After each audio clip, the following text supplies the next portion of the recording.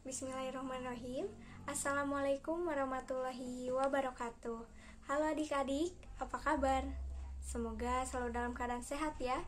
Perkenalkan, nama kakak Risma Nurmalasari. Pada kesempatan kali ini, kita akan belajar matematika bersama. Gimana? Masih semangat kan? Yuk kita mulai. Oke, kita akan lanjutkan materi tentang relasi dan fungsi yang sebelumnya kalian sudah belajar mengenai relasi bersama Kak Salma. Kali ini kita akan bahas mengenai fungsi atau biasa juga disebut dengan pemetaan dan korespondensi satu-satu. Langsung kita mulai ya. Yang pertama yaitu mengenai fungsi atau pemetaan. Pengertiannya, fungsi atau pemetaan merupakan relasi dari himpunan A ke himpunan B jika setiap anggota himpunan A berpasangan tepat satu dengan anggota himpunan B. Fungsi ini juga memiliki beberapa ketentuan atau syarat, diantaranya yang pertama, himpunan A dan himpunan B bukan himpunan kosong. Yang kedua, pasangan setiap anggota himpunan A tidak boleh lebih dari satu. Ini masih nyambung ya dari pengertiannya yang tadi, berpasangan tepat satu. Lalu yang ketiga, setiap anggota himpunan A harus mempunyai pasangan di himpunan B. Yang keempat, anggota himpunan B boleh tidak mempunyai pasangan di A atau mempunyai pasangan lebih dari satu. Kakak akan beri contoh, tapi sebelumnya kakak akan ingatkan beberapa istilah penting yang akan sering kita temui pada pembahasan kita kali ini, yaitu ada domain, yang artinya adalah daerah asal, kodomain, yaitu daerah kawan atau tempat di mana hasil relasi atau fungsi mungkin ditemukan. Dan yang terakhir ada range. Range ini adalah hasil dari suatu relasi atau fungsi. Ini kakak punya contoh, perintahnya tunjukkan manakah yang termasuk fungsi. Kita lihat contoh yang pertama. Ada himpunan A dan himpunan B, di mana A ini sebagai domain dan B sebagai kodomain. Ingat-ingat syarat fungsi itu bahwa semua anggota domain harus memiliki pasangan tepat satu, sedangkan anggota kodomain itu boleh memiliki pasangan lebih dari satu atau tidak punya pasangan sama sekali. Sekarang kita lihat. Di himpunan A, 1 memiliki pasangan yaitu A, 2 memiliki pasangan yaitu B, 3 memiliki pasangan yaitu D. Semua anggota domain ini memiliki pasangan tepat satu. Maka terbukti bahwa ini adalah fungsi, di mana range-nya adalah A, B, dan D. Lalu kita lihat contoh yang kedua. Himpunan A sebagai domain, B sebagai kodomain.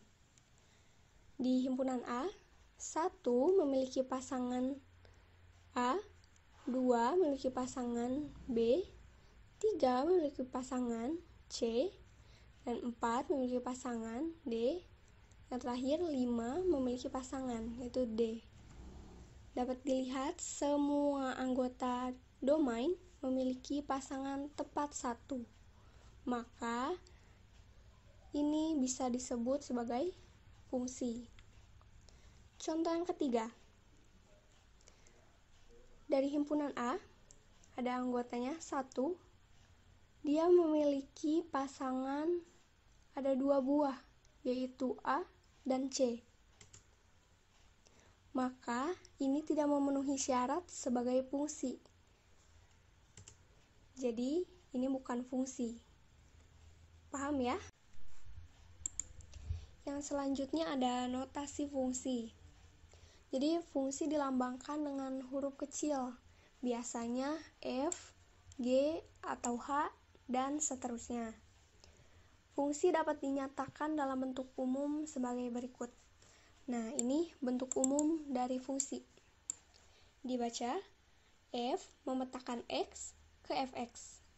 Jadi gini, misalnya ada fungsi yang memetakan himpunan domain A ke himpunan kodomain B dengan aturan F memetakan X ke 2X.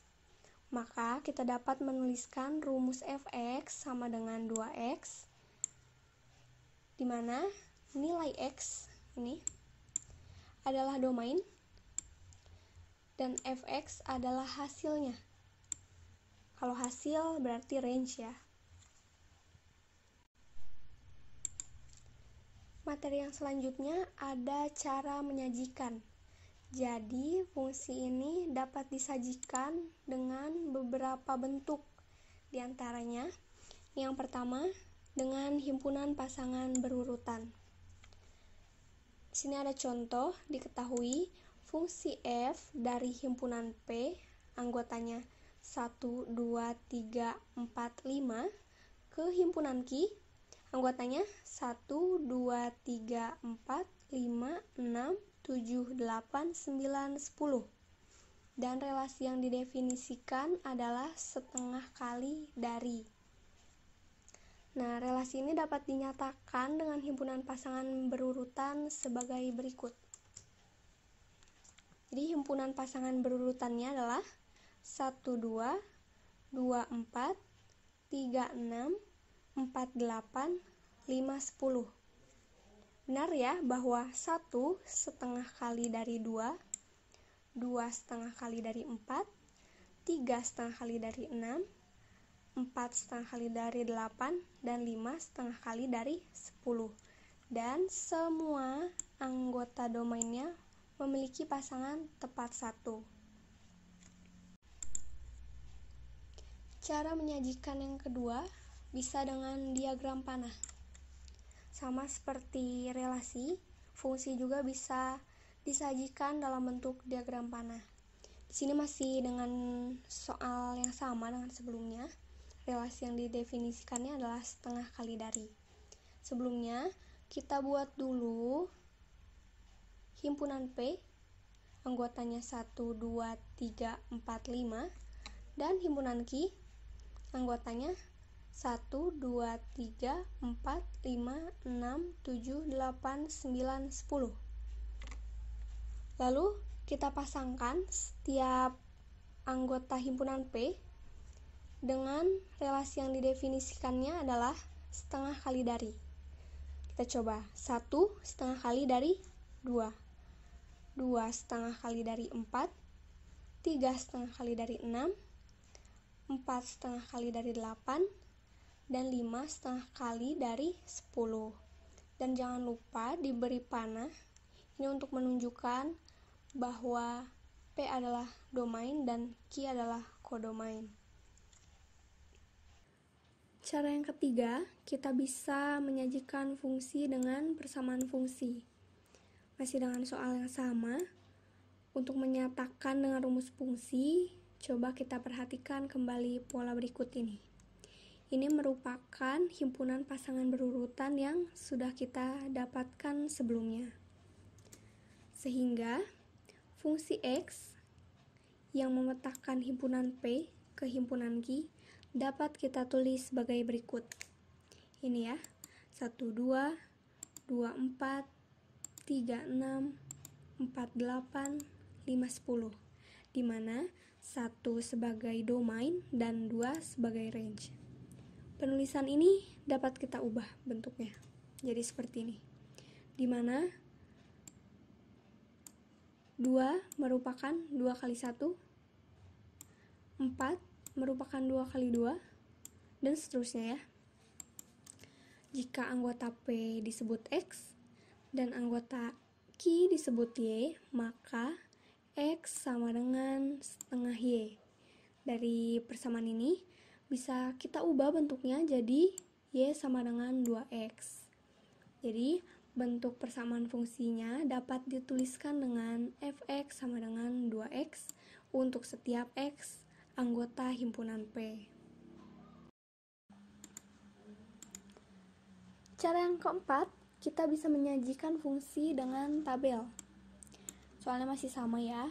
Relasi ini dapat dinyatakan dengan tabel sebagai berikut. Langkah pertama, kita buat dulu tabelnya. Di sini ada X dan Fx, di mana X ini adalah domain dan Fx itu adalah range. Ingat ya, tadi sudah dibahas saat notasi fungsi. Setelah itu, kita masukkan, kita tulis domainnya 1, 2, 3, 4, 5. Lalu, relasi yang didefinisikannya adalah setengah kali dari. Berarti 1 setengah kali dari 2. Ditulis di dalam tabel. 2 setengah kali dari 4 ditulis lagi dalam tabel, sehingga nanti akan didapatkan tabelnya seperti ini. Mudah ya? Cara yang kelima untuk menyajikan sebuah fungsi adalah dengan menggunakan grafik. Ini merupakan cara yang terakhir. Untuk membuat grafik, kita coba perhatikan tabel yang sudah kita buat sebelumnya, di mana ada X dan Fx. Jika Fx ini kita nyatakan sebagai Y, maka kita dapat membuat titik koordinat X, Y, yaitu 1,2, 2,4, 3,6, 4,8, dan 5,10. Setelah itu, titik-titik koordinat yang telah kita peroleh, kita gambarkan pada koordinat kartesius. Ini titiknya 1,2, 2,4, 3,6, 4,8, dan 5,10. Setelah itu, kita bisa hubungkan titik-titik ini menggunakan sebuah garis sehingga membentuk grafik, di mana grafik fungsi ini merupakan fx sama dengan 2x. Sekarang kita lanjutkan ke bagian D, yaitu banyaknya pemetaan. Jadi, jumlah pemetaan yang bisa dibuat dalam sebuah fungsi itu bisa ditentukan jumlahnya dengan menggunakan rumus ini. Jumlah pemetaan A ke B sama dengan NB dipangkatkan NA, di mana NA adalah banyaknya anggota himpunan A dan NB adalah banyaknya anggota himpunan B. Coba kita perhatikan rumusnya. Di sini A sebagai domain dan di rumusnya dijadikan pangkat. Itu ya, agar kita mudah mengingat. Agar lebih paham, kita coba contoh soal. Di sini ada dua buah himpunan, yaitu himpunan A, di mana anggotanya 1, 2, 3, 4, 5, dan himpunan B, anggotanya A, B, C. Maka tentukan jumlah pemetaan dari A ke B dan B ke A. Agar mudah, kita tulis dahulu diketahui NA sama dengan 5. Jadi jumlah anggota himpunan A itu ada 5 ya. Lalu NB, jumlah anggota B, ada 3, ABC. Langsung kita hitung saja. Jumlah pemetaan dari A ke B, maka rumusnya NB dipangkatkan NA ya, karena A di sini sebagai domain. Berarti ini 3 pangkat 5. Berapa hasilnya? 243. Jadi, jumlah pemetaan dari A ke B adalah 243. Lalu soal yang B, jumlah pemetaan dari B ke A sama dengan NA dipangkatkan NB, karena sekarang B-nya jadi domain. Berarti sama dengan 5 pangkat 3. Berapa? Sama dengan 125. Jadi, jumlah pemetaan dari B ke A adalah 125. Materi fungsi sudah selesai, sekarang kita lanjut ke korespondensi satu-satu. Kita mulai dari pengertiannya ya. Jadi korespondensi satu-satu merupakan relasi khusus yang memasangkan setiap anggota himpunan A dengan tepat satu anggota himpunan B dan begitu pun sebaliknya. Dengan demikian, banyaknya anggota himpunan A dan himpunan B haruslah sama. Jadi, ini merupakan syarat dari korespondensi satu-satu, yaitu banyak anggota himpunan A dan B harus sama, dan Anggota himpunan A dengan anggota himpunan B itu dipasangkan tepat satu. Di sini kakak punya contoh korespondensi satu-satu. Ada perintahnya, tunjukkan manakah yang termasuk korespondensi satu-satu. Jadi ingat ya, syaratnya itu jumlah anggota himpunan A dan himpunan B harus sama dan dipasangkan tepat satu. Kita lihat contoh yang pertama. Di sini ada anggota himpunan A berjumlah 3 dan himpunan B anggotanya juga ada 3. Lalu 1 dipasangkan dengan A, 2 dipasangkan dengan B, dan 3 dipasangkan dengan C. Semuanya dipasangkan tepat satu. Berarti ini merupakan korespondensi satu-satu. Contoh yang kedua, ada himpunan A dan himpunan B, di mana himpunan A memiliki 3 anggota dan himpunan B juga memiliki 3 anggota. Tapi di sini ada 1 yang tidak dipasangkan kemanapun. Ini artinya tidak memenuhi syarat bahwa ini merupakan korespondensi satu-satu. Contoh yang ketiga, di sini ada himpunan A dan himpunan B, sama-sama anggotanya berjumlah 3, di mana 1 dipasangkan dengan A, 2 dipasangkan dengan C, 3 dipasangkan dengan B. Semuanya memiliki pasangan tepat 1, maka ini merupakan korespondensi satu-satu. Kita masuk ke poin B, yaitu cara menghitung jumlah korespondensi satu-satu. Jadi sama seperti fungsi, jumlah korespondensi satu-satu juga bisa dihitung. Nah, rumusnya adalah jumlah korespondensi satu-satu dari A ke B sama dengan N faktorial. Nah, ini dibacanya N faktorial ya, dimana N-nya adalah jumlah anggota himpunan A atau jumlah anggota himpunan B. Karena tadi syaratnya jumlah anggota himpunan A dan B itu harus sama ya. Nah, N faktorial itu apa, Kak? Di sini ada bentuk umumnya. N faktorial itu sama dengan N dikali N-1 dikali N-2 dan seterusnya sampai 1. Masih bingung? Oke, kakak kasih contoh. Misalkan ada 4 faktorial. Jadi 4 faktorial itu sama dengan 4 dikali 3 dikali 2 dikali 1. Berapa jumlahnya? Berarti 4 dikali 3, 12. 12 dikali 2, 24. Agar lebih paham, kita coba contoh soal.